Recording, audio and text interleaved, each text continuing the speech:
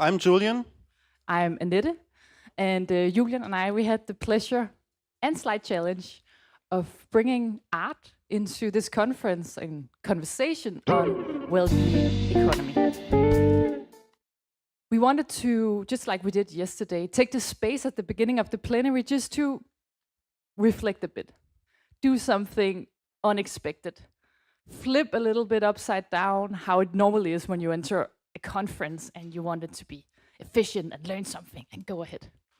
So we thought it would be nice just to have a little conversation about what you have experienced also being part of this yesterday. Actually, who was here yesterday? Most of you also. And a few new faces too. I can just see some people down here. Yeah. I don't know how it felt for you, but we were discussing after last night that me personally, even having worked now with art and culture for a while and leading up to this conference a lot, I really found myself struggling so hard to keep my focus during the poetic self exercises that we took you all through before the first two plenaries. It was really this task of sitting with the silence-ish, sitting with the darkness, sitting with yourself, and constantly feeling how I'm being confronted with myself, actually. Being in that moment and just really being there, listening to how I'm being guided and feeling how I'm constantly being drawn, like my phone, oh, what's happening? Looking at someone else, oh, do they like that? Does it matter if they like it? That's not even the point. Oh, that door is slamming, it's too loud. Constantly. And then yet somehow being dragged back into it. And in the end, seeing myself as a chicken, a soft chicken running around without direction. I don't know what to make of that. I don't know what your experience were. That sounds very interesting. A lot of stuff to reflect upon. To be continued. But this was not the only act we've had yesterday. Have you noticed some other acts, art and culture at this conference? Nice. Makes me curious what you have been experiencing. Maybe I come down quickly. Can I ask you? Or There was a hand. you were not here. Sorry. There was a hand here in the back. There again. I was at this beautiful session where there was the concert with the players and the villains. It was amazing. It felt talking about something which is what we actually want to talk about. A bit louder. Oh, thanks. There were some violinists and players yesterday at one of the sessions talking about art and well-being and how important it is, and it goes beyond financial terms and monetary terms, and how can we actually find that way of valuing without necessarily putting money. I think that was really interesting. Thank you very much. Someone else? A reflection upon art and culture yesterday? Yeah. Thank you. I really appreciated the meditation session, even if it was a little bit uncomfortable at times. But as someone who has an introverted side, I really appreciated getting that space to just sit and not really have to, engage with other people for just a few seconds. It was really nice. Thank you. Thank you. A third person, maybe. Yeah, let's pass the mic.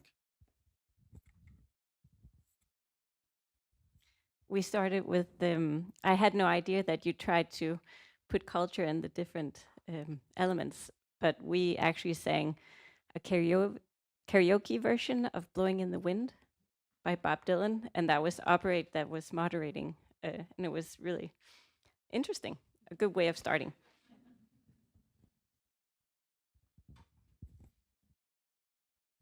Yeah, thank you very much for your answers. The elephant in the room, of course, is what does this have to do with a well-being economy conference? Art and culture at an economy conference. And that's exactly the idea of this concept that we've put into place at this venue, a very academic venue, economy-oriented conference, to provoke you with the question, what is the art? what is the role of art in societal transformation? How might art help us transition towards well-being?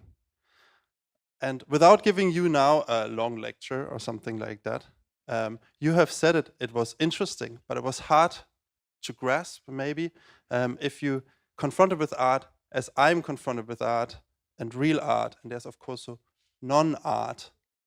It is something, I'm sorry, thank you. It is of course something where I lack the words to describe myself, society. We lack self-descriptions. And that's, I think, maybe a stimulus for you today to experience some of the art. Yeah, so a big shout out to all our collaborators who have helped us make this art concept come together, and an encouragement for all of you to visit the Dream Room. You will see it on the map. To visit Multisalen, where you will experience Becoming Species performing, among others. And to go to the website on Art and Culture, where you can read about the intentions behind the different installation. But more importantly than anything, please start a conversation. Talk to each other. That's the point. What does it do to you? What is it that is happening when something unexpected, maybe slightly uncomfortable, happens as we start this system change? Thank you so much. Thank you very much.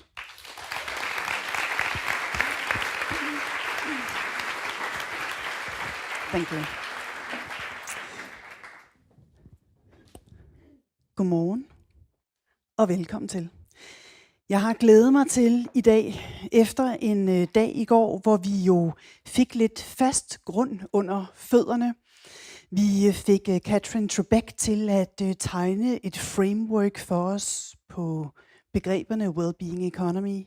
Vi husker de 4 P'er, de hjørneflag fra hvor vi undersøger begreberne trivselsøkonomi og alt det, der knytter sig til.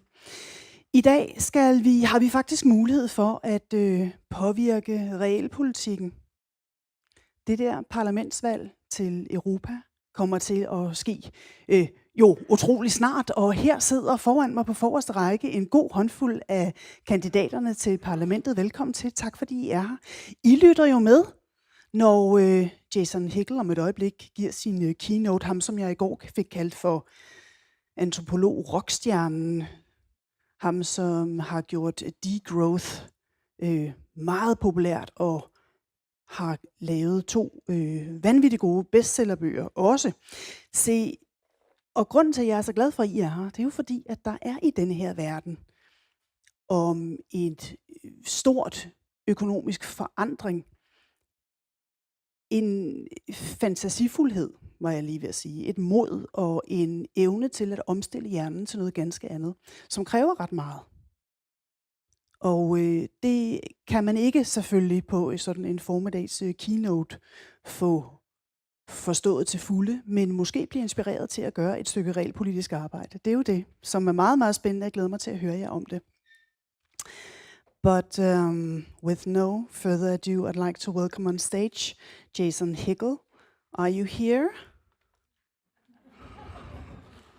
He will be here shortly. I could just, to warm you up, talk a bit about less is more. I told you, you are the rock star, right?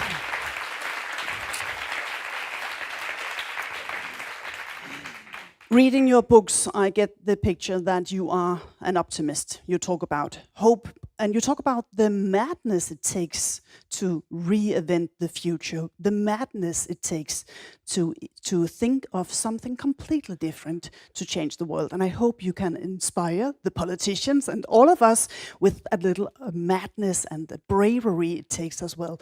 So welcome on stage.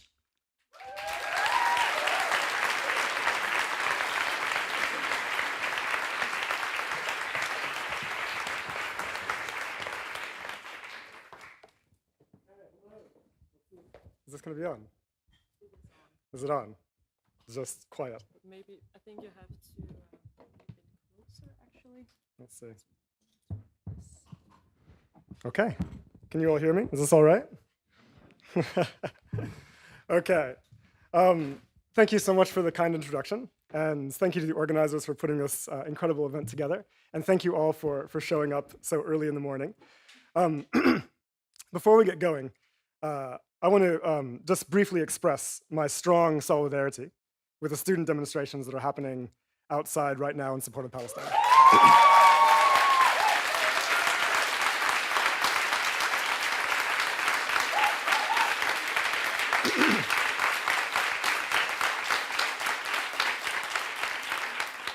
We are here to talk about a well-being economy, but I hope you will agree that any well-being economy that supports or is otherwise comfortable with genocidal war crimes is not a well-being economy at all.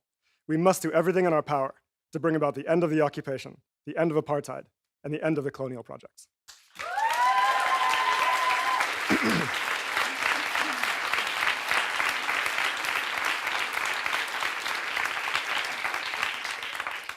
Okay, so let me begin by pointing out what I think is now painfully obvious to all of us. We're in an extremely bad position. The present direction of our civilization is clearly untenable, and the solutions that have been promised by our political classes are clearly inadequate to the multiple crises that we face. We're at an impasse. People seem to be uncertain about what needs to be done and how to go about doing it. Global warming is at 1.2 degrees, and already the effects are disastrous. Devastating planetary changes are playing out before us in real time. We must make every effort to limit warming to as close to 1.5 degrees as possible, in line with the Paris Agreement, because we know that pushing towards 2 degrees is likely to trigger several major tipping points in the Earth system, and scientists warn that beyond this level, we will not be able to adapt. This is urgent. And yet, according to the IPCC, existing government policies have us on track for 3 degrees of global warming this century within the lifetime of present generations. This is an extremely dangerous trajectory and represents an extraordinary failure of our political leadership. And climate is not the only ecological crisis that we face. We're also overshooting 5 other planetary boundaries, including staggering rates of biodiversity loss, driven mainly by excess material consumption in the world economy. It is crucial to understand that these crises are being driven overwhelmingly by high-income countries. High-income countries, and of course, the rich within them and those who control production within them, have extremely high levels of excess material use, overshooting sustainable thresholds by on average a factor of 4. They're also the main drivers of climate breakdown, responsible for around 90% of all carbon emissions in excess of the safe planetary boundary. By contrast, the entire global south, all of Asia, Africa, Latin America, are together responsible for only about 10% of excess emissions. We need to get serious about confronting the brutal reality of climate inequality. And this is not just an ecological problem, it's a justice problem too. We know that the high levels of consumption in the global north rely on appropriating massive quantities of labor and land and materials from the global south.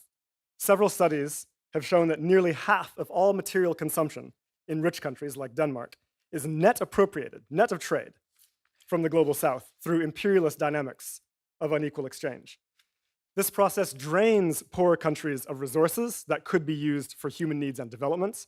It produces impoverishment and mass deprivation, and it means that the social and ecological costs of consumption and growth in the global north are externalized to vulnerable communities in the global south. You don't see it in Denmark. You see it in Brazil, in the Congo, in Indonesia. This arrangement is wildly destructive and unjust and must be stopped. Now, this brings us to a paradox.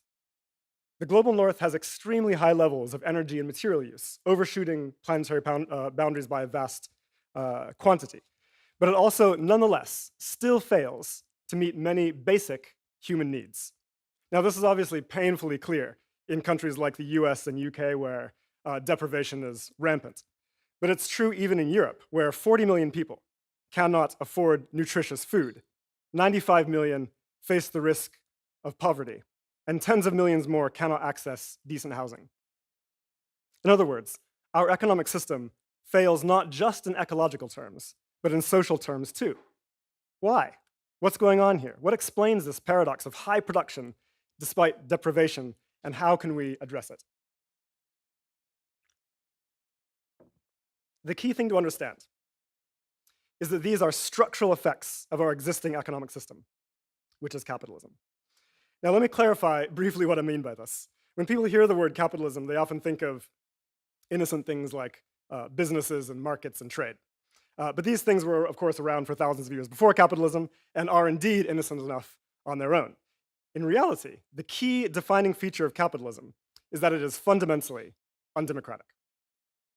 Now, this may seem strange to say, because obviously many of us live in democratic political systems where we get to elect public officials from time to time, even if we acknowledge that these systems are clearly inadequate and often corrupt. But when it comes to the economic system, the system of production, not even a pretense of democracy exists. Production is controlled overwhelmingly by capital, the major financial firms, commercial banks, large corporations, and the 1% who own the majority of investable assets.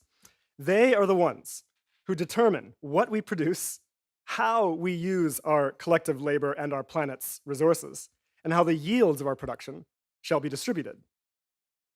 And for capital, the purpose of production and the purpose of increasing production every year is not to meet human needs or to achieve social progress or any ecological goals. Rather, it is to maximize and accumulate profit. That is the overriding objective. And you just need to speak to really any business professor who will tell you exactly the same thing. So as a result, we get perverse forms of production, massive overproduction of things like SUVs and fast fashion and industrial beef, cruise ships, advertising, and weapons, because these things are highly profitable to capital. But at the same time, we get chronic underproduction, chronic scarcities of obviously necessary things like public transit, affordable housing, nutritious food for everybody, regenerative agriculture, et cetera, because these things are much less profitable to capital, or in some cases not profitable at all, right? So from the perspective of human needs and ecology, this is clearly an irrational system, and we're effectively trapped within it. As long as capital determines production, we are condemned to keep doing whatever is most beneficial to capital, even if it is obviously not beneficial for people and planets.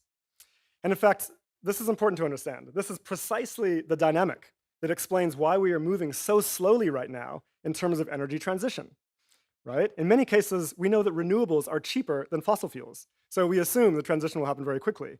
But here's the problem. They also have lower profit margins than fossil fuels because they're much less conducive to monopoly power. So we're in this horrible nightmare where investment keeps flowing to oil and gas and fracking even as the world burns, even as we know we should be doing the opposite. Now, over the past decade or so, several EU countries, including Denmark, have reduced their emissions while continuing to increase GDP. This is, by the way, entirely expected when you're trying to accomplish a renewable energy transition. Now, some politicians have hailed this as evidence of what they call green growth. Everything's going to be fine, they tell us. We keep everything as it is, it's going to be fine. But remember, when it comes to climate mitigation, it's not just any amount of mitigation that matters. What matters is speed. We need to reduce emissions fast enough to get to zero by 2050. For high-income countries, this is extremely challenging. And the reason is because they have very high levels of energy use. High energy use makes sufficiently rapid decarbonization very difficult to achieve, right? The more energy you demand, the more difficult it is to decarbonize it. Denmark is often hailed as a leader in climate mitigation. But in fact, Denmark is not on track to meet its Paris obligations in terms of consumption-based emissions. Not even close. At existing rates of mitigation, Denmark will take more than 200 years to cut its emissions to zero. And it will burn its fair share of the 1.5 degree carbon budget 13 times over. There is nothing green about this. It is a recipe for disaster. Much faster.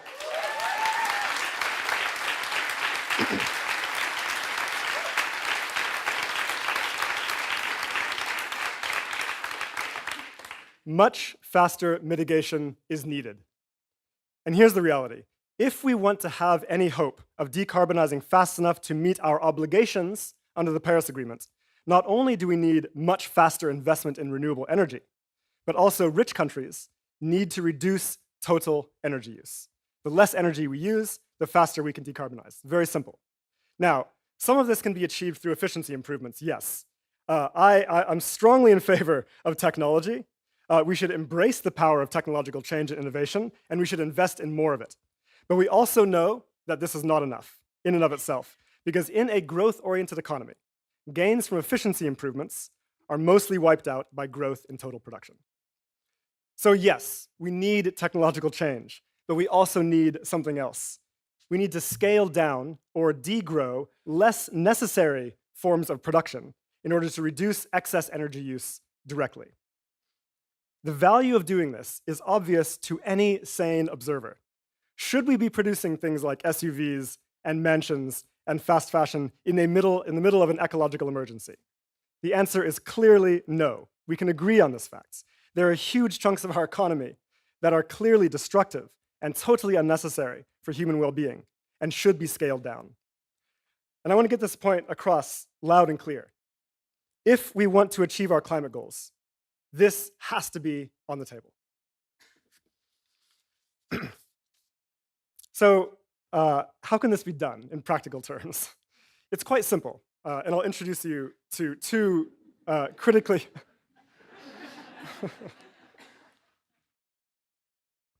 You don't believe me. I'll introduce you to two critically important words: credit guidance. We need to impose rules on commercial banks to limit the credit that flows to problem sectors. Right? This is, by the way, a tool that was used routinely in the middle of the 20th century. Credit guidance can be used to scale down fossil fuels on a binding annual schedule, which is precisely what we need to be doing. But it can also be used to reduce other damaging industries. And you can use the very same tool to redirect private investment instead to socially and ecologically beneficial forms of production. This is a basic principle of industrial policy. It's essential to accelerating the transition, and it's time we embrace it. But of course, we can all immediately see the problem. Let's say we do agree to scale down destructive industries. Great. But what about jobs?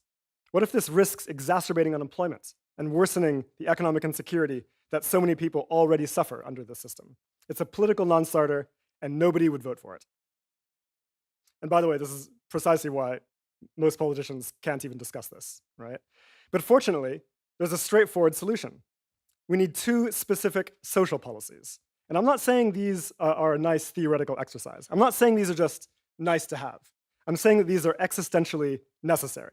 For any of you who are politicians or members of progressive political movements, we must integrate these policies into our platform because it is the only way forward. What are they? First, a public job guarantee, a green public job guarantee.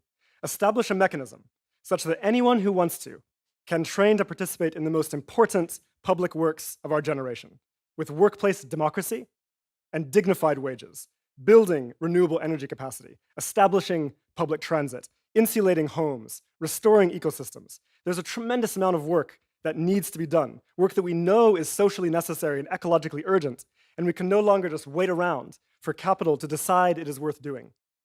The job guarantee permanently prevents involuntary unemployment and redirects labor towards well-being and ecology. Second, universal public services. And here I mean not only healthcare and education, but also housing, public transit, clean energy, water, internet, childcare, recreation facilities, nutritious food. We need to mobilize our productive forces to ensure that everyone is guaranteed access to the core goods and services that we know to be necessary for well-being at a high quality, regardless of fluctuations in aggregate output. This stabilizes the economy. It delinks the economy and well-being from growth. It also solves the cost of living crisis, by the way, by literally and directly cutting the cost of living. I mean, this really blows my mind whenever I hear about people talking about the cost of living crisis so difficult to address. No, it's incredibly simple, right? Decommodify the core goods and services that are necessary for life. So think about the power of this approach. It abolishes economic insecurity. It abolishes involuntary unemployment. It secures the social foundation. And it breaks, most importantly, it breaks the political logjam around ecological policy. It means we can have an open and honest conversation about scaling down fossil fuels and other industries without anyone worrying about getting hurt. This is the bread and butter of a just transition. It liberates us to take a more rational approach to the economy. So these social policies need to be front and center. Lead with them. This is how you break through. And keep in mind that these policies are extremely popular. A public job guarantee, living wages, universal public services, an economy that is organized around well-being and ecology rather than capital accumulation, survey after survey shows massive public support for these ideas. And official citizens' assemblies in several European countries have called for precisely these policies as part of a transition. Build a political platform along these lines, and it will win elections.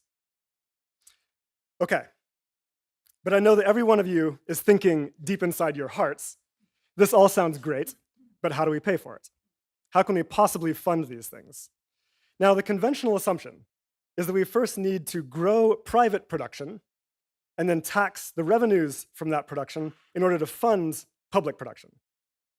But this view is incorrect. Private corporations do not produce money. They produce things. It makes no sense to say that we need to produce more unnecessary things, like private jets and SUVs, in order to produce more necessary things, like renewable energy and public transit. It's a totally nonsensical proposition. Corporations do not produce money. The government does. But in our existing economy, the power of money creation is mostly franchised to commercial banks, which create money when they issue credit. Now, here's the key thing to understand about money. Money represents command over production, command over our labor and our planet's resources. Whoever issues currency can mobilize us, right, to do whatever they want.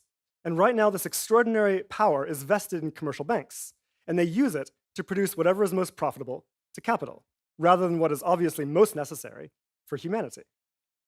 But we can and must take that power back. We can democratize the power of money. Any government that has sufficient monetary sovereignty, like Denmark does, and Denmark is in a very good position here, can issue the national currency to mobilize production to do anything that we need, totally regardless of whether or not it is profitable. This is called public finance. And we can use this power to solve our ecological and social crises more or less immediately. All of the discourse about how these are very difficult crises to solve, it's just not true. We can do it. We have the resources, we have the labor, we have the know-how, we can do it. We can establish a job guarantee, we can build universal public services, we can increase renewable energy, we can innovate efficient technology, we can insulate homes, all of it. And we can do it now. As Keynes put it, anything we can actually do in terms of real labor and resources, we can afford.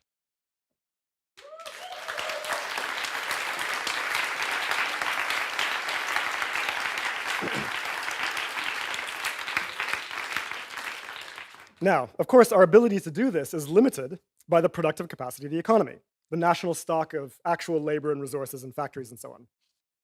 If all of this new activity that we need to do exceeds the productive capacity, it could drive inflation, okay?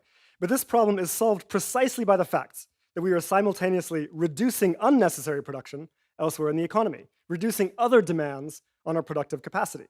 And of course, we can also take steps to cut the purchasing power of the very rich with progressive taxation, to reduce their demands on the productive base, right? The purpose of taxing the rich is not to fund public services. We fund public services ourselves, okay? The purpose of taxing the rich is because having extreme inequality in your economy is toxic. It corrodes democracy, right?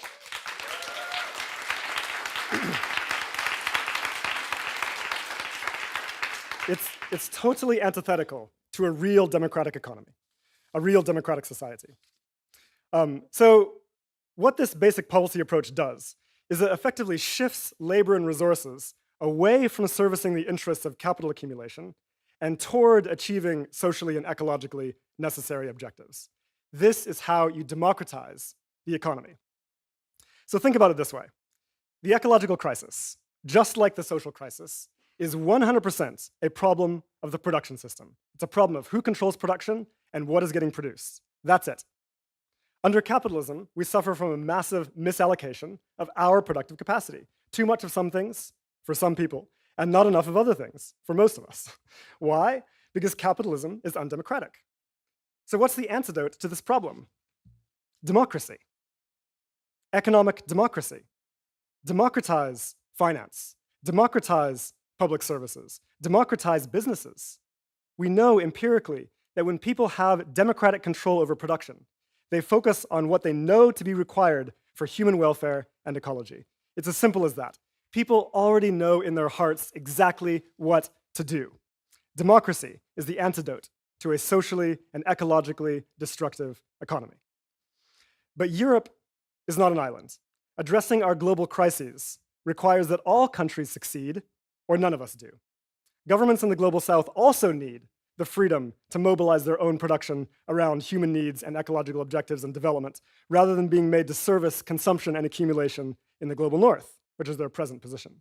This requires abolishing IMF structural adjustment programs. It requires canceling unpayable debts, and it requires ending patterns of unequal exchange. We must support the struggle for economic liberation in the global south.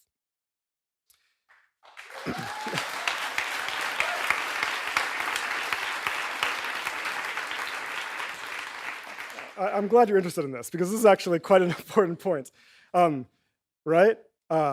Economic liberation in the global south is a fundamental precondition for them to be able to do anything in terms of ecology, right? They have to be able to control their own land, their own productive capacity, their own resources, their own technology.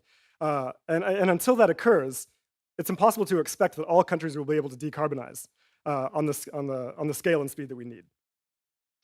Okay, now I've argued that this approach can be popular. If you can credibly promise to deliver economic security, real improvements in well-being, and real progress towards stopping climate breakdown, you will win. You will cut through the cynicism, you will cut through the despair, and you will win.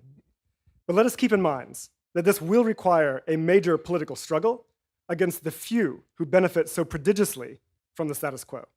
So to succeed, we need to build a political vehicle that can integrate environmentalists and students and labor unions and working class political formations and other progressive formations in an alliance toward these mutually beneficial objectives. Without that kind of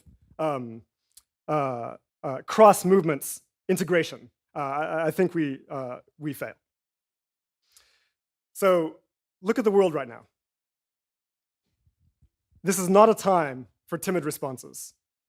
This is not a time for tweaking around the edges. This is a time for bold and transformative action. This is a time for courage. Thank you.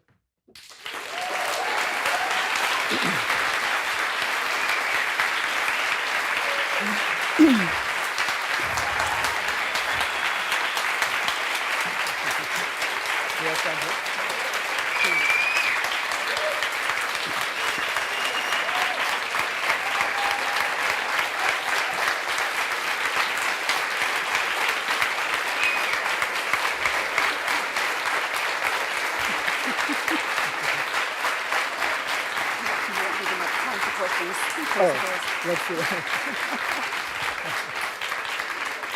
Okay, that's very charming. But we do have a few minutes for questions, if you have some. And I know there are hand mics down here, so we can send them out in the audience. Yeah, there's one here. Could you just tell us who you are? I am Elisabeth. I'm a nurse. Get it set up. Yeah. I think it's great what you're telling us. And I feel a little like in the 70s where we were fighting. But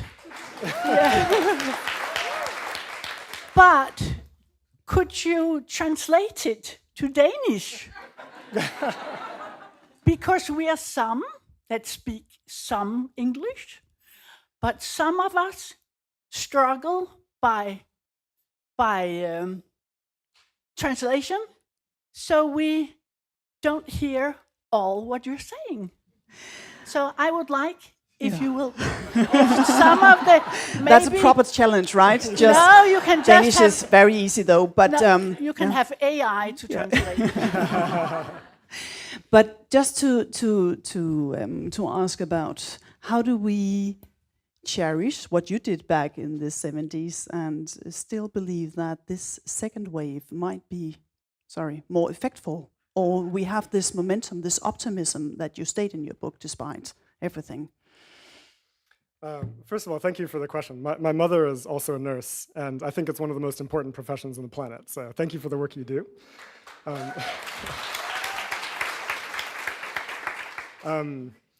I'll work on my Danish, and next time I come, I'll give you a fluent speech in the local language. But in terms of the 1970s, it's interesting. I mean, look, I think that we actually do have things to learn from struggles of the past. People often say, like, it's just impossible to imagine the kind of political movements that could ever achieve such a thing, right? But this is very strange to me, because if you think about what has been accomplished in the 20th century, I mean, think about the movement for women's suffrage. This does not happen easily. This is a fight against extraordinary entrenched power. Think about the anti-colonial movements, right? Where you have the poorest people on the planet who succeeded in overthrowing some of the most violent and powerful imperial forces that history has ever known. Think about the civil rights movement in the USA. I mean, I think that we need to learn from the history of the struggles that have given us the benefits that we enjoy today, right? To the extent that we have them. There's this amazing quote by Thomas Sankara, the revolutionary leader of Burkina Faso from the 1980s. And he said, "We are the heirs of the world's revolutions," right? Like, everything that we enjoy has been achieved through struggle. And that's simply also the situation that we're in right now. And so I think that just hoping that this transformation kind of happens on its own is really a blind alley. We have to build grassroots power to make this happen. Thank you so much for taking the time, being here, meeting the audience, meeting the Danish population and the press afterwards, I know. Thank you so much. Thank you all so much. Good.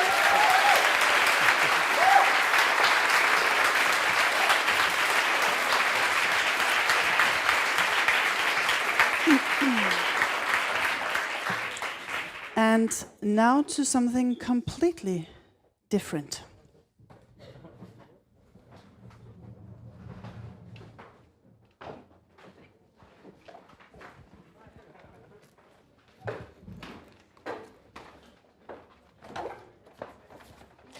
Let's give it up for Jason Hickel once again.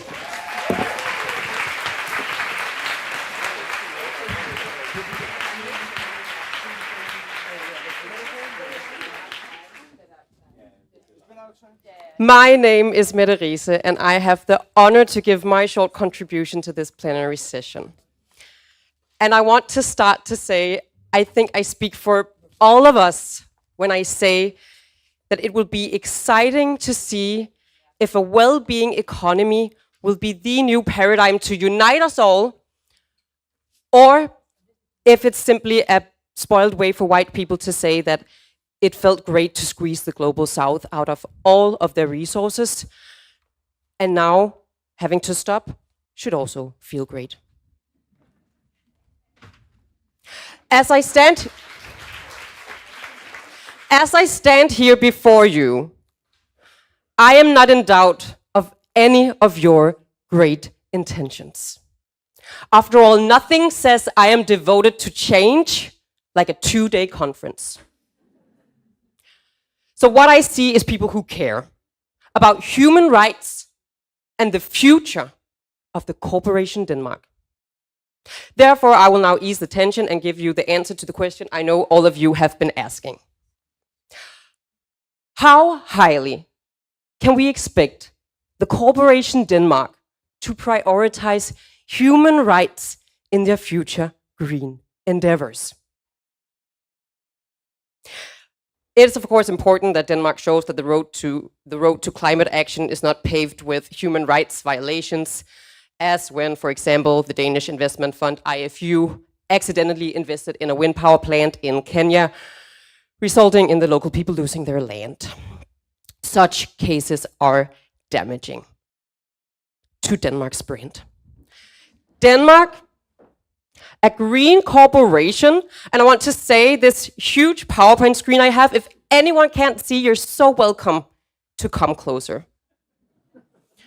A green corporation whose brand values rely exactly on human rights, democracy, and equality. Therefore, it's only natural that you as stakeholders want to know what's the future of this brand. I'll tell you. Let's start by having a look at the complex business model of Denmark. We see how the production departments like Novo Nordisk and Maersk, when they grow, there is resources to develop the welfare and wealth which is delivered to the customers, the Danes. And even though it's of course important for any corporation to prioritize fair business practice throughout the entire global value chain, the primary ethical obligations are of course always with the company's shareholders and customers. From a human rights perspective, one can say that the protection of human rights outside the walls of the company is nice to have, and inside the corporation is need to have. Thank you.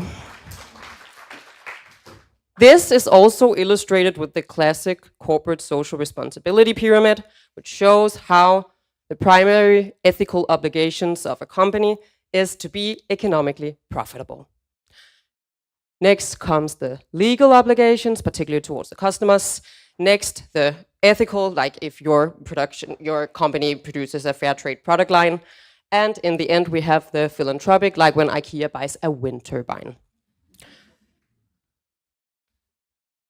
For the corporation Denmark, this translates into GDP growth. The primary ethical obligation of the corporation Denmark is to secure the Danish economy, because that ensures their legal obligations, which is delivering welfare to their customers. Then we have some ethics in form of the green transition. And lastly, we have the development aid for whenever the company remembers to pay that. The fact that the green transition must never happen at the expense of the economy is mirrored in statements from Denmark's CEO, when she states, "We should make Denmark green without making it poorer."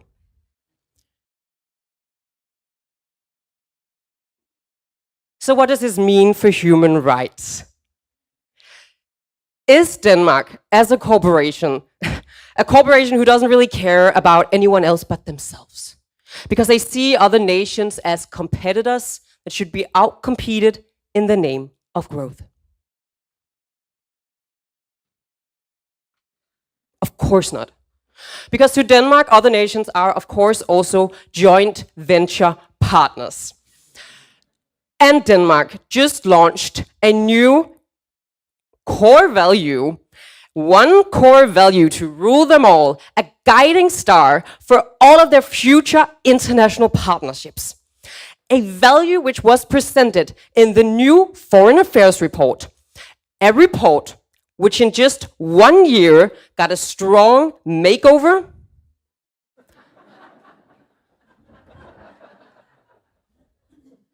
Most notably seen in the shift from the color red to green. Green as in climate, hope, and the military. Thank you.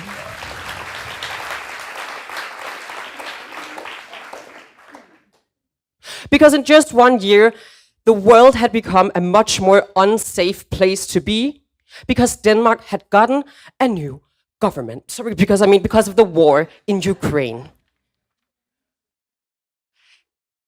Therefore, it's of course the most important for a small corporation like Denmark to first and foremost secure themselves through new interesting partnerships, of course without compromising a high level of ethics.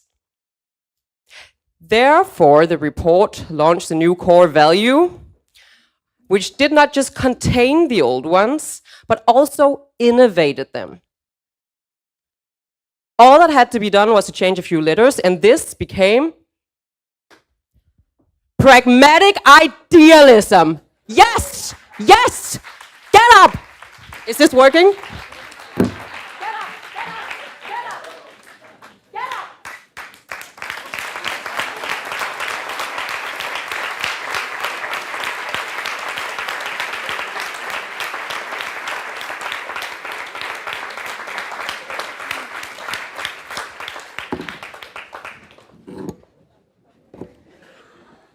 Testing. The only problem is just that no one knows what it means. Is it a nice way to say that from now on the corporation Denmark will just think of its own economic interest before thinking of others' human rights? Something that could point towards this is the fact that the report mentioned the words economy 34 times and human rights 4. But if we should conclude this, we should of course look at a couple of cases. First case of the use of pragmatic idealism comes just 4 days after its launch, where we see that Corporation Denmark opens up to weapon export for the dictatorship of Saudi Arabia. Despite accusation from human rights experts that this will most likely lead to the equipment being used for human rights violations in Yemen. However, as the Danish Chief of International Relations assures, the decision was made with a high degree of idealism. And it is ideal, particularly for the billion-dollar Danish defense industry. Actually, it's so ideal that even Amnesty International doesn't even have the words to describe it. They simply call it deeply problematic.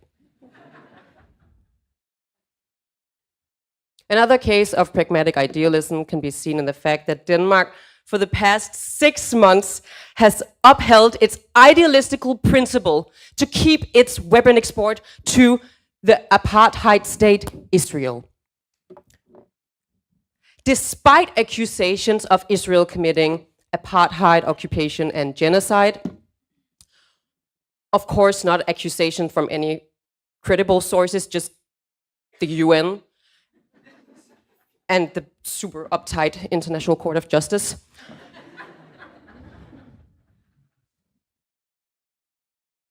But the decision, what these institutions don't understand is that the decision to open up for the weapon export to Israel has always been a question of protection for Danish businesses. As the Corporation Denmark stated when they first opened up for the weapon export in a press release, the decision was made so that the Danish businesses now have the same opportunities as their European competitors. That's equality.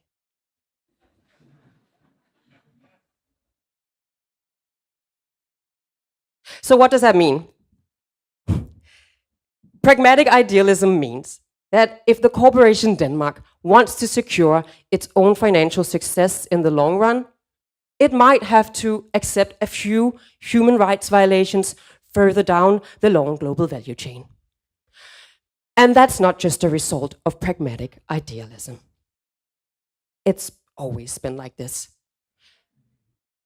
It's simply just a result of the fact that Denmark is a corporation. And as long as Denmark's a corporation, the green agenda will never be anything but a new market for Denmark to enter.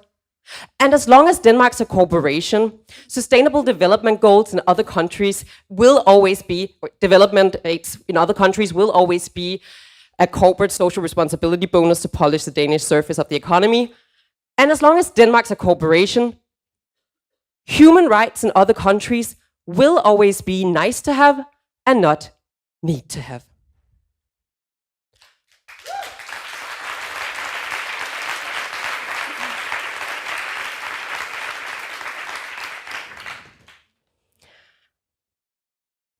I wish you a wonderful conference. And I hope that you all continue to feel great.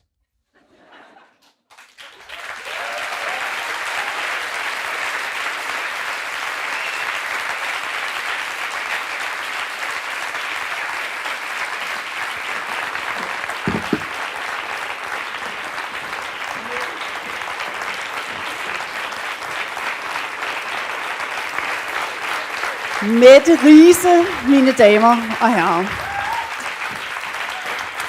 Se, nu foregår der lidt feng shui her bag mig, for om et øjeblik, så tænker jeg, at hvis vi sætter vores parlamentskandidater her på stole, så kommer de lidt mere i øjenhøjde med jer. Og det er rigtig rart, når nu vi skal have denne her gode samtale.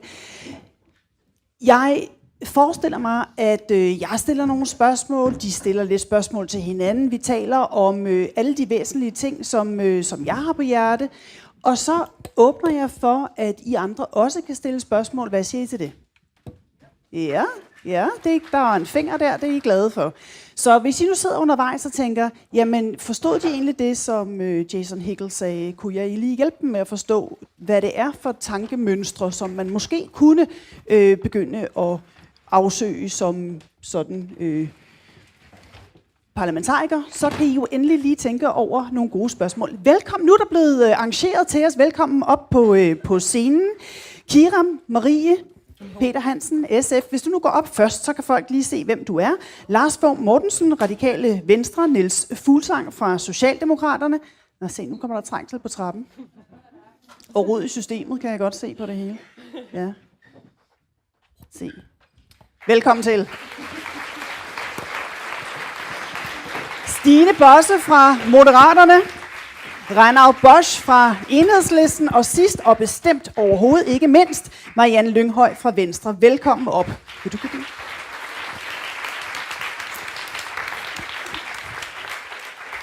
Se, jeg skal lige høre, hvordan går det? Bliver I valgt? Ej, du skal da ikke se sådan ud, du sidder der ude på fløjen og ser helt bekymret ud. Du er usikker på, om du bliver valgt? Ja. Nej, men jeg tror, man er altid lidt usikker på sig selv i sådan en valgkamp. Ja, sådan lidt klædelig ydmyg. Ja, det er sådan. Og hvad med jer andre, Stine Bosse? Hvordan går det? Bliver du valgt? Hvad tror du på? Altså, det er jo lige præcis det, vælgerne bestemmer den 9. juni. Så det har jeg i virkeligheden ikke nogen mening om. Jeg vil rigtig gerne vælges. Nå, det var godt. Og jeg har rigtig meget på hjerte. Nå, det er godt. Men om det sker, det er noget, I bestemmer. Vi har jo brugt meget tid i går og lidt tid i dag på at tale om trivselsøkonomi og finde ud af, hvad der er af muligheder i sådan en svær overgang, hvor, som Jason Hickel siger, vi står i en kapitalisme, som i sin grundnatur, det vil jeg jo selvfølgelig spørge jer til lige om et øjeblik, er udemokratisk.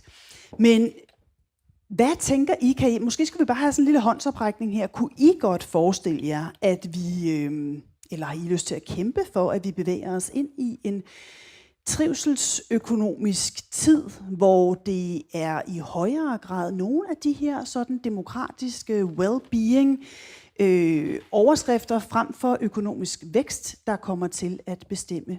Er der nogen af jer, der tænker, at vi er på vej mod trivselsøkonomi? Jeg må godt lige holde hånden oppe, så vi lige kan se, hvordan det fordeler sig her i panelet. Ja.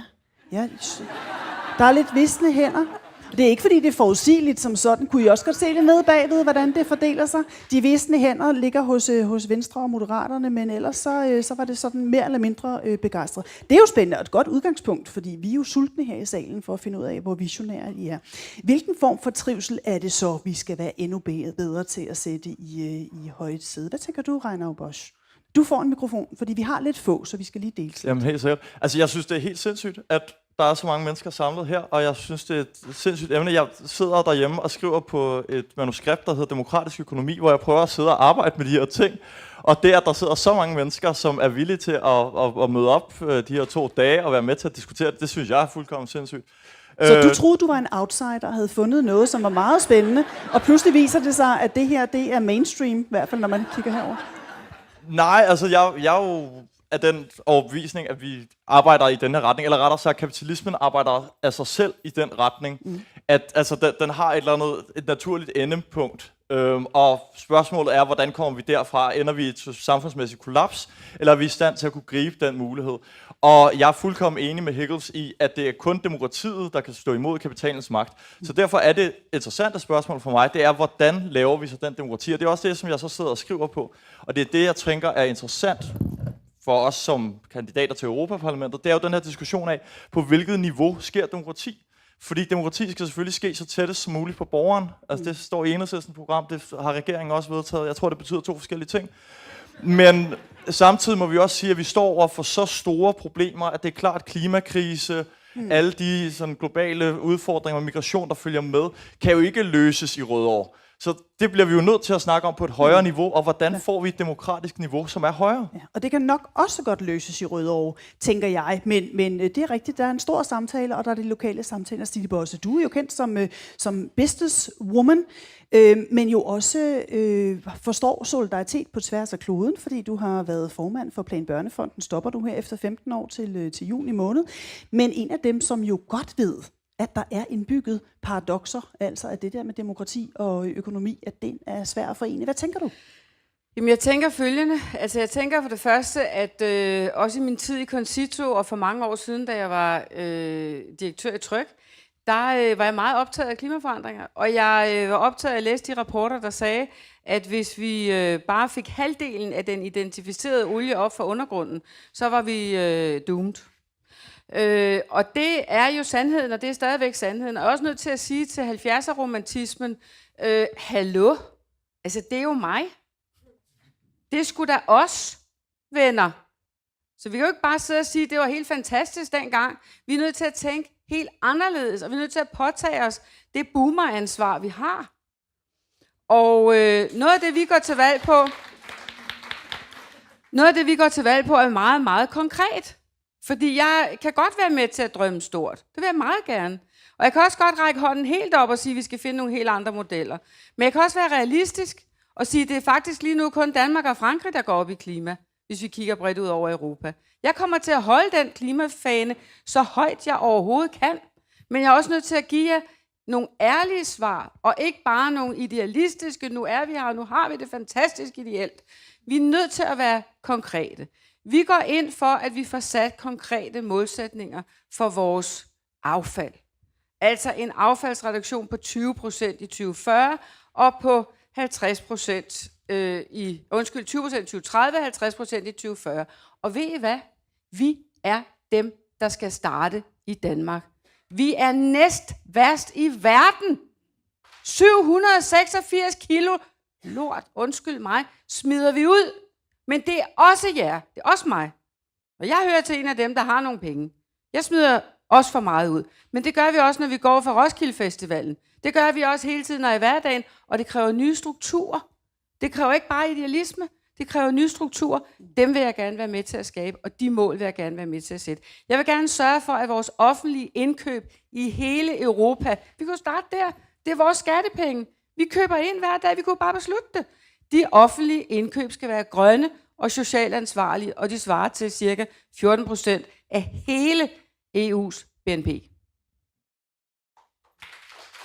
Se, Kira Marie Peter-Hansen, du har jo siddet der i parlamentet og arbejdet for den grønne tanke i et eller andet omfang. Er du enig med Stine Bosse i, at det går meget langsomt, og at det sådan set er, hvis vi skal blære os lidt, sige, at der er nogle forgangslande, som i hvert fald retorisk og i lovgivning er gode til at sige, at vi sætter store mål, ikke?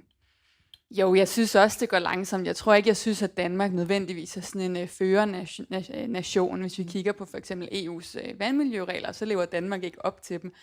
Men jeg synes, altså jeg tror, der også er noget med, hvornår er det, hvad er det, der er muligt, hvornår. Altså hvad er det, man har kunne gøre i 70'erne, hvad var det, man kunne gøre i 2019, som man ikke kan gøre i dag, fordi det politiske narrativ har ændret sig. Jeg synes, det var enormt interessant at høre din optrædning, også fordi jeg synes, noget af det, som jeg tog med, der er meget vigtigt, det der med, at jeg tror, at grunden til, at vi taler så meget om klima, så meget om energi, det er, fordi der er nogen, der tjener penge på det. Altså, energi er en pissefed forretning for danske virksomheder. Natur, pisse dårlig forretning for virksomhederne. Egentlig en ret god forretning for alle os og for staten, men der er ikke nogen private aktører, der tjener penge på det.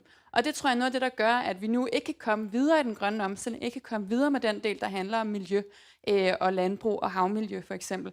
Det tror jeg bliver svært, fordi vi bliver nødt til, altså jeg oplever lidt, at så måske nogle af jer, der går mere op i vækst, at så vil jeg gerne være med, når det er noget, vi kan tjene penge på, ikke? Men den der sådan mainstream politik om det grønne stopper lidt der, hvor der ikke er private aktører indblandet. Så synes jeg også, der er noget, der handler omkring køn og skat, både i forhold til, hvordan kan vi beskatte vel eller rigdom mere, frem for at beskatte lønninger, fordi det er der, hvor vi ser en massiv ulighed. Hvordan kan vi sørge for, at du bliver anerkendt i dit arbejde, at vi faktisk kigger på den afledte værdi, der er det omsorgsarbejde, som rigtig, rigtig mange mennesker laver. Det er noget af det, jeg prøvede i sidste periode, hvor vi kom et stykke, men hvor vi stadig mangler rigtig meget. Det lyder som om, du siger, at du arbejder inden for det eksisterende økonomiske paradigme, men du kunne egentlig godt længes ud af den kasse der. Nu nikker du til mig, så nu har det her jeg forstået i det mindste. Se, Marianne Lynghøj, du sidder hernede, og du kan godt få min... Ja, det er godt, I er gode til at dele her. Se, du var en af dem, som havde sådan en lille vissenhånd her, da vi skulle tale om, hvorvidt at trivselsøkonomi på en eller anden måde skal vinde frem i forhold til det, som vi kalder for en klassisk økonomisk vækst. Hvad er det, der får dig til at være forbeholden? Jamen, det er fordi, og jeg faktisk først og fremmest vil jeg gerne sige tusind tak for invitationen, og tak til alle jer, som er her i dag, og tager det her vigtige emne op. Grunden til, at jeg var sådan lidt, det er fordi, jeg synes, vi har brug for at udvide vores økonomiske dialog til ikke kun at tale om vækst, men også at tale om velstand.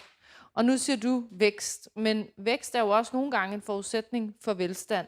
Vækst kan være rigtig godt at skabe velstand. Vækst kan også være en kæmpe stor udfordring, når vi for eksempel køber alt muligt billigt crap ind fra Kina, som vi bruger en gang og så smider ud. Og derfor så synes jeg bare, at det især når vi taler om økonomi på denne her måde, at der bliver jeg sådan lidt, jeg vil ønske, at vi talte om velstand. Fordi det er jeg helt med på, vi skal have velstand, og jeg er helt med på, at den der vilde vækst, som der er nogle steder, og som vi jo også ser andre steder rundt omkring i verden, at den kan være enormt, eller den er enormt udfordrende for vores klode. Men velstand, det er jo også det rigtig gode spørgsmål, vi fik fra sygeplejersken hernede på anden række, at vi har råd til at have rigtig gode sygehuse, at vi har råd til at investere i vores omsorgspersonale, at vi har råd til at investere i uddannelser. Så det er derfor, jeg er sådan lidt, jeg bliver sådan lidt, jeg synes, det er sådan lidt irriterende, at vi altid, også især fra liberalfløjen, så er vi bare sådan nogle, du ved, vækstcowboys, der bare vil drøne ud over savannen. Det er egentlig ikke det, det handler om. Det handler faktisk om, at vi gerne vil, og der har vi jo så vores rigtig gode performance, fordi du viste jo rigtig fint, at forudsætningen for, at vi kan leve op til borgernes forventninger. Jeg læste det som satire, det der skete der. Men den er jo god nok. Den er jo god nok. Altså, forudsætningen for, at vi kan leve op til de forventninger, som vi har i samfundet. Jeg vil i hvert fald rigtig gerne have mulighed for, at alle kan gå på universitetet, at der er SU, at vi har gode hospitaler, at vi har ordentlig ældrepleje.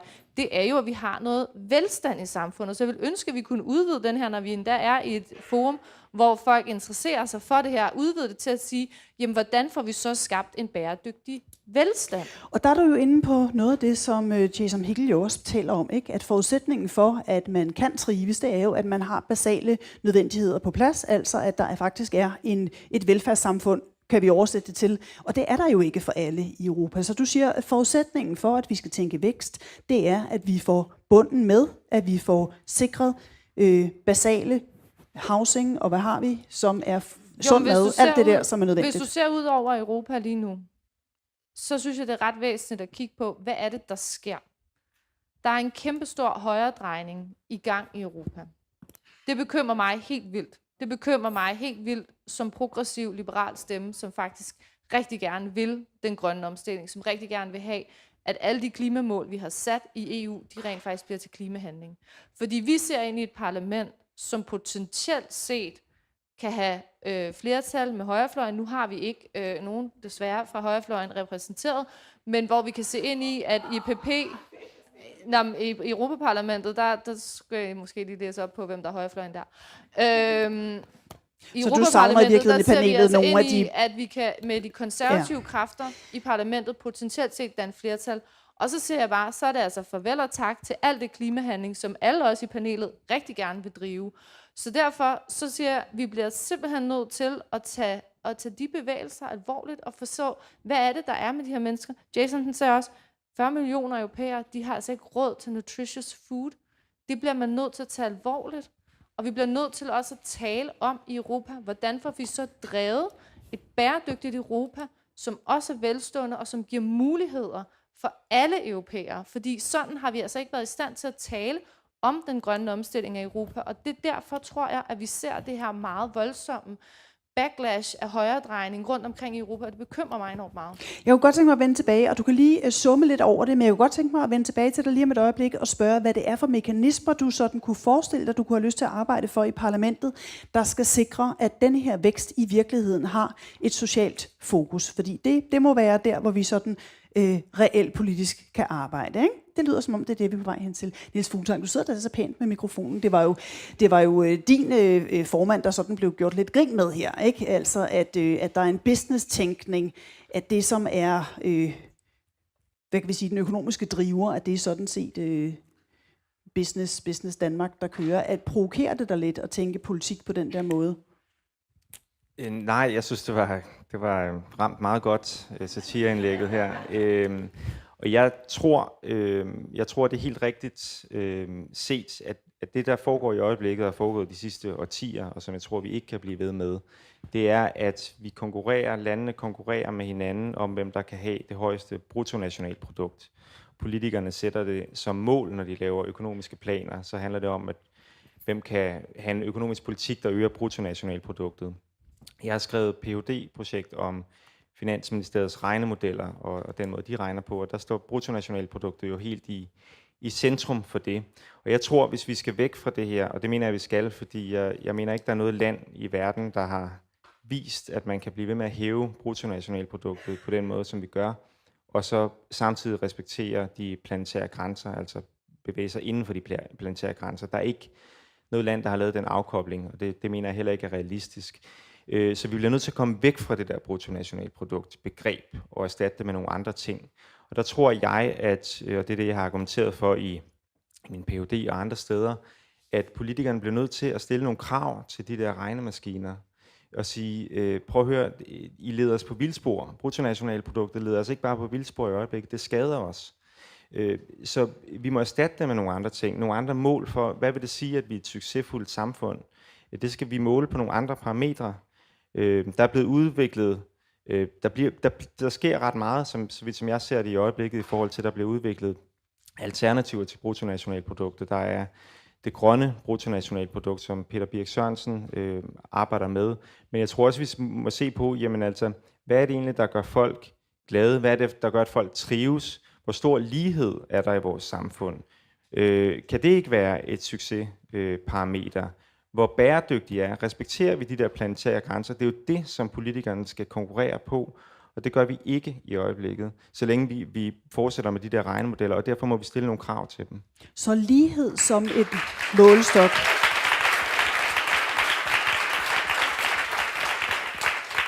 Meget spændende, fordi det perspektiv der, det står du, jeg tænker ikke, du står alene, hverken herhjemme hos Socialdemokraterne eller hos dine kommende europæiske venner, men det er stadigvæk en yderposition, ikke? Det er jo ikke der, hvor du ser overskriften, at det er well-being, trivsel eller rimelige levevilkår, lighed for den sags skyld. Selv i Danmark stiger uligheden, ikke? Så hvad er det nu, som du ser? Hvilke mekanismer har du øjne på? Jamen det er nok en yderposition i øjeblikket. Der er dog også stemmer i mit eget parti, som taler for det her. Men jeg tror, det er noget, vi skal have ind i mainstream-partierne, og jeg tror, vi skal blive enige om, fordi jeg tror også mainstream-partierne, jeg tror på, i diskussionen synes jeg faktisk, at den går i den her retning. Men vi er alle sammen bundet af, at vi skal leve op til forskellige, altså når vi laver politik i Danmark, så skal vi leve op til budgetlov, og vi skal leve op til forskellige regneregler, der alle sammen, og der kan være noget fornuftigt i de her regneregler, men de er alle sammen baseret på bruttonationalproduktet. Og derfor tror jeg bare, at vi skal gå sammen om de her mainstream-partier og sige, det der foregår inde i Finansministeriet, det bliver ofte fremstillet som noget objektivt, neutralt, sådan er det jo-agtig videnskab. Men det er også politisk, og derfor kan vi ikke bare overlade det til embedsmænd. Derfor bliver politikerne nødt til at sige, prøv at høre, hvis vi går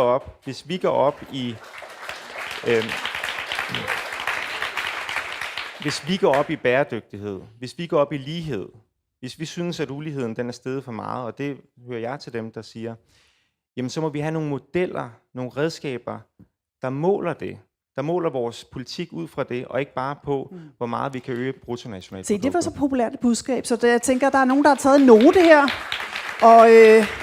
og ordet fanger, vi holder øje med, hvordan det går, og det der Ph.D. også bliver til virkelighed. En anden, som jo har haft øjnene på bolden et stykke tid, så at sige, er dig, Lars Fogh Mortensen, radikale, som jo har været med til at starte We All internationalt netværk, og en af dem, som Jeg har hørt på gangene, at du blev så rørt i går, så du var lige ved at fælde en lille tåre, fordi at det her fællesskab, som arbejder i en retning, som du kan se dig selv i, at det er jo inkluderende, og det rammer et følelsesregister også. Hvad er opgaven for EU, hvis vi skal overføre nogle af de her kræfter til et parlamentarisk arbejde, i virkeligheden måske, og som Fuglsang er inde på tværs af partier, som deler nogle af de samme ideologiske tanker, ikke? Ja, det er rigtigt. Jeg er faktisk rørt over at sidde her, fordi for lidt under 10 år siden, der mødtes jeg med nogle andre alternative økonomer, Catherine Beck og nogle andre, og vi blev enige om, at vi skulle etablere Wellbeing Economy Alliance. Og dengang havde jeg ikke forestillet mig, at vi kunne sidde 1000 mennesker her og diskutere det. Fordi da jeg gik ind og snakkede med politikere om det, der var der ikke nogen, der ville høre på mig. De synes, jeg var total gak. Nu sidder vi så her, og i januar gik jeg ind i politik, og så spørger folk, hvad er din mærkesag, Lars? Min mærkesag, som står i den her, det er Wellbeing Economy, trivselsøkonomi. Så sagde jeg til mig, du må sgu da ikke være rigtig klog. Jo, jeg er rigtig klog, for det tror jeg på. Det er min mærkesag, det er det, jeg mener, vi skal have som EU. Vi skal altså gå fra The New Green Deal til en vision af en Wellbeing Economy. Det skal vi simpelthen for at gøre op, altså i forhold til det Jason Hickel sagde, det er det, der er løsningen. Vi har kæmpe klimakrise, kæmpe sikkerhedskrise, biodiversitetskrise. Vi har brug for håb og noget, vi tror på, og det mener jeg er en Wellbeing Economy. Og hvordan får vi så en Wellbeing Economy? Jamen det gør vi først og fremmest ved at måle ting anderledes. BNP måler jo ting meget forkert. Meget er det i hvert fald, ikke? Krig taler jo super positivt i BNP, ikke? Så jeg tænker, Israel de har nok en kæmpe vækst i BNP. Det går også rigtig godt i Danmark. Vi producerer rigtig meget våben. Det tæller også positivt, når vi har ulykker og alle de der ting. Til gengæld så tæller det jo ikke med, når vi ødelægger miljøet, eller vi ødelægger klimaet, og det tæller heller ikke med, når vi arbejder hjemme, så det skal revideres, men det er jo slet ikke nok. Jeg mener faktisk, at vi skal have 4 ting, vi skal måle efter. Vi skal måle efter trivsel. Hvordan har folk det? Altså spørge folk, hvordan de har det. Måle, hvordan har de unge det? Får de det bedre? Er der færre unge i mistrivsel? Vi skal måle efter, hvor mange ressourcer vi bruger. Vi skal bruge færre ressourcer. Og så skal vi selvfølgelig måle efter, hvor meget vi ødelægger klimaet. Og det kan altså ikke nytte noget, jeg er ked af at sige det, at vi kun måler i Danmark, som vi gør nu, eller i EU. Vi har jo nogle rigtig fine mål, som måler emissioner i EU og i Danmark, og dem gør vi alt, hvad vi kan for at opfylde. Samtidig så importerer vi, jeg ved ikke hvor meget, undskyld, jeg siger det, billig lort, mere tøj, mere legetøj, alle de der ting, det tæller ikke med. Så vi skal selvfølgelig måle efter vores drivhusgasudledninger relateret til vores forbrug. Og jeg tror, hvis vi har de der 4 målsætninger, vi kan drive efter, og ikke kun BNP, så kan vi gå den rigtige vej. Om et øjeblik.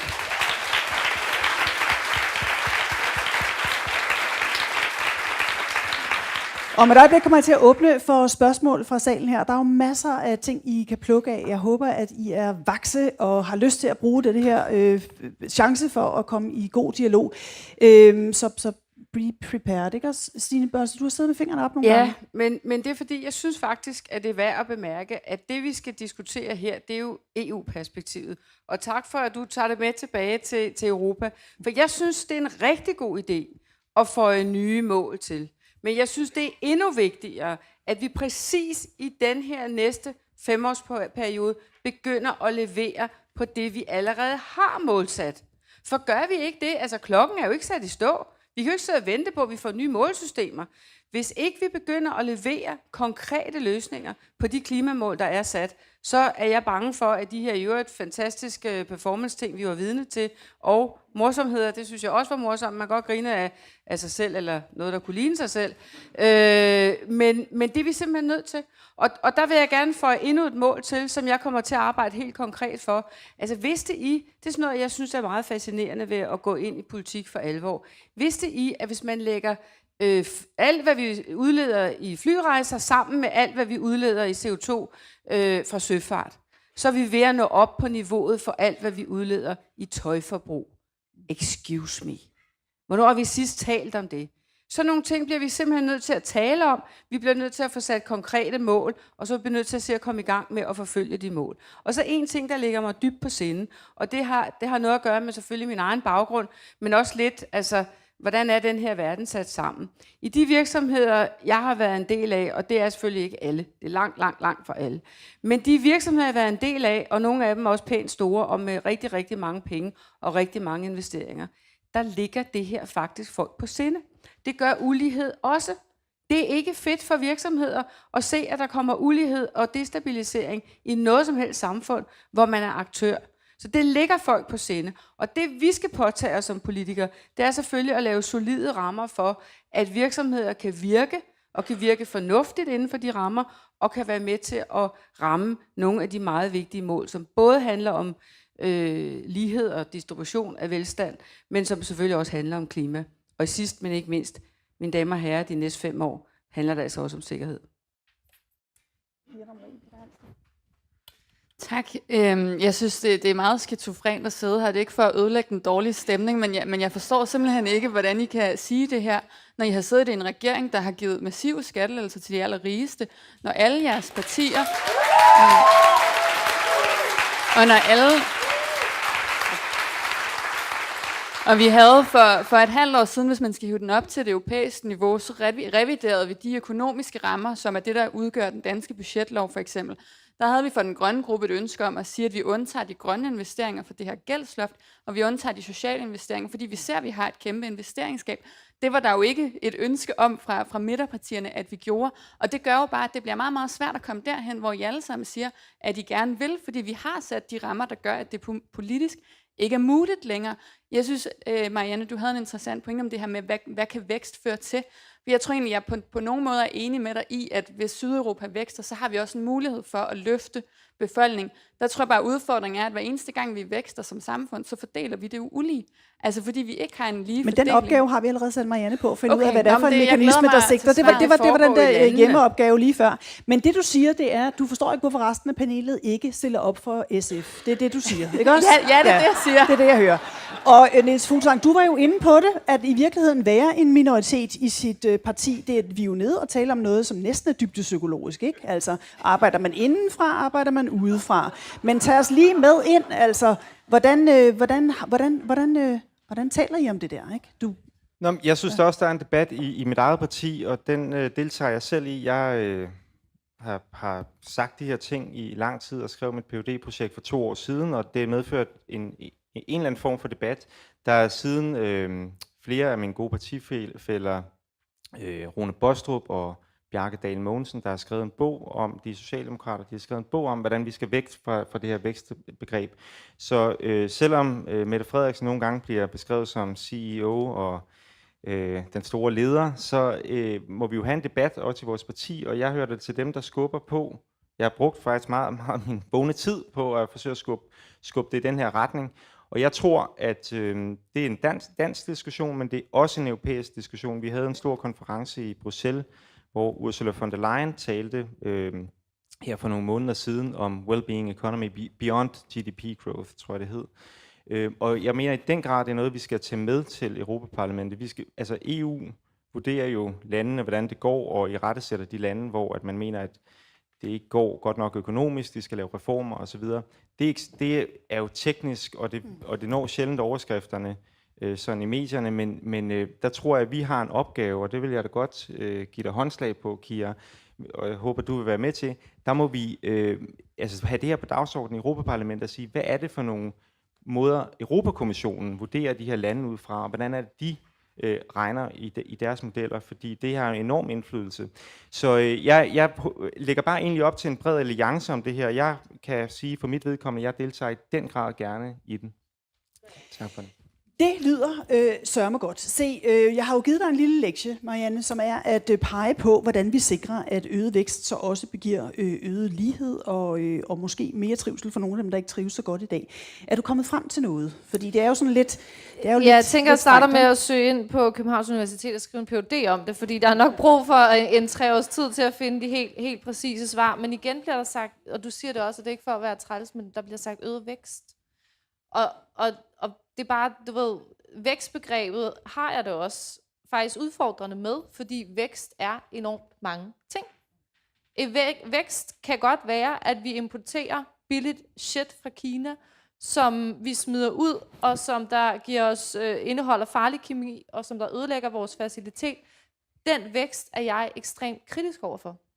Jeg er ekstremt kritisk overfor, at vi har udviklet os ind i en retning, hvor ressourcer ikke har nogen værdi.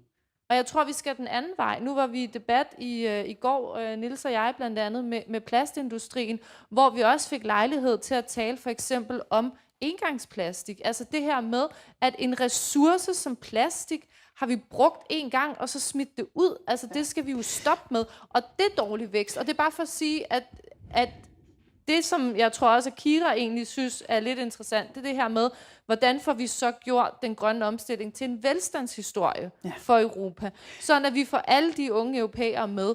Og det er et ekstremt svært spørgsmål, og det er noget af det, vi skal tage meget alvorligt i Europaparlamentet i de kommende år, og jeg har ikke løsning på det. En af tingene, som jeg gerne vil sige, som jeg synes er vigtigt, det er også noget af det, som Jason siger omkring credit guidance. Vi skal være meget, meget bedre til at guide kapitalen hen i den retning, hvor den arbejder for samfundet, hvor den arbejder for de europæiske borgere, og ikke mindst arbejder for en bæredygtig omstilling af samfundet. Det har vi ikke været gode nok til historisk.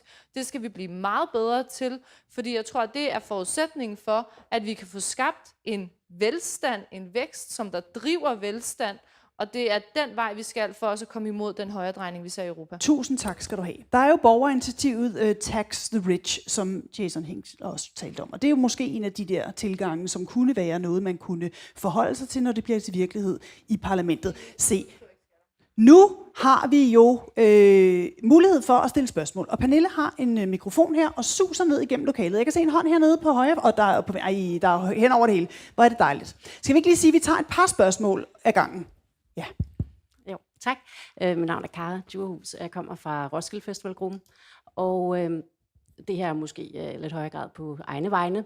Men noget af det, jeg har hæftet mig ved i valgkampen, det er noget af det, du siger, Stine Bosse, som er, at du er realist. Og Venstre har jo også det her med at leve i virkeligheden og grøn pragmatisme, eller hvad det er, realisme, something. I hvert fald, så vil jeg sige, jeg lever også i virkeligheden. Og det er, at 6 af de planetære grænser er overskrevet.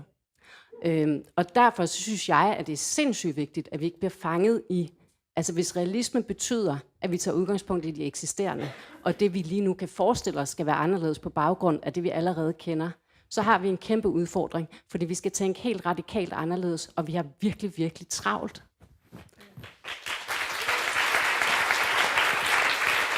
Bosse? Jamen altså, jeg er jo rørende enig med dig. Men jeg er også nødt til at sige, at altså, jeg er gået ind i det her for at være med til at prøve at løse nogle af de her ting. Jeg har set dem komme, også ganske alvorligt. Også helt fra den tid, jeg sad i Concito som formand, og prøvede engang at fortælle om forbrugsbaseret udledning, og fik nærmest skåret hovedet halvt af alle politiske partier, for det var man ikke interesseret i. Så jeg synes, vi skal tage det, I siger, med os alvorligt. Jeg synes, vi skal prøve at finde ud af nogle nye målemetoder. Men mens vi gør det, så er der altså nogle helt konkrete forslag, nogle helt konkrete ting, som det bliver rigeligt svært at gennemføre. Og nu vil jeg gerne bare lige, og så er det nok det sidste, jeg når at sige, fordi så er jeg nødt til at løbe. Jeg skal nå et fly. Ja. Men lad mig bare lige sige til jer, hvad der er den her forfærdelige situation, som virkelig er, altså det skal I skulle lytte efter det her. Hvis vi får fyldt det her parlament op med dem, der ikke er her i dag. Hvis vi får fyldt det parlament op... Der er ikke nogen af dem her, tror jeg, som er i fare for at falde den bryde. Nej, men jeg siger det bare, så må I sprede nyheden til alle dem, I kender. Ja. Så går det grueligt galt, for så når vi ikke noget på de næste 5 år. Og godt. Det er mit ærne. Så begrebet realisme, det er tak, fordi du udfordrede, hvad det egentlig er, vi kalder for realisme. Det er meget tiltrængt, tror jeg. Se, nu der er gået en mikrofon herind. Ja, hej, jeg hedder Cecilie, og jeg arbejder som rådgivende ingeniør i COVI inden for bæredygtig omstilling. Og desværre så er det sådan, at mange af vores kunder, som er private virksomheder, de vil rigtig gerne redde biodiversiteten.